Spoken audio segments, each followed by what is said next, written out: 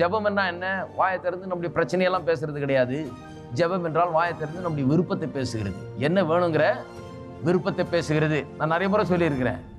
பசிக்குதுன்னு ரெஸ்டாரண்ட்ல போய் சொன்னா பிரச்சனை தீராது. இட்லி வேணுமா தோசை வேணுமா கரெக்டா சொல்லணும். எது கேட்கிறோமோ அதுக்கு அந்த கரெக்டா வந்து கிடைக்கும். அதான் சொல்றாரு, நீங்கள் எவைகளை விரும்பி கேட்கொள்கிறீர்களோ, உள்ள விருப்பம் இருக்கணும். முதல்ல விருப்பத்தை வைக்க வேண்டும். பிறகு அந்த வைத்த விருப்பத்தை வாயில கன்வெர்ட் பண்ணணும், கொண்டு வரணும் வார்த்தைகளாக. வார்த்தைகளை சூஸ் பண்ணிக்கொள்ள வேண்டும். எந்த வார்த்தையை நான் உபயோகப்படுத்த போறேன், எதை நான் தெரிந்து கொள்ள போறேன். கண்ட வார்த்தையை நான் பேச போறது இல்லை. என்னுடைய பிரச்சனையை பற்றி நான் புறம்ப போகிறது இல்லை. வார்த்தையை பேச போறேன் என்று சொல்லி அந்த வார்த்தைகளை வைத்து நான் பேச வேண்டும். தேவனுடைய வார்த்தையை நான் பேச வேண்டும். தேவனுடைய வாக்குத்தத்தங்களை பேச வேண்டும். தேவனுடைய சித்தத்தை நான் பேச வேண்டும்.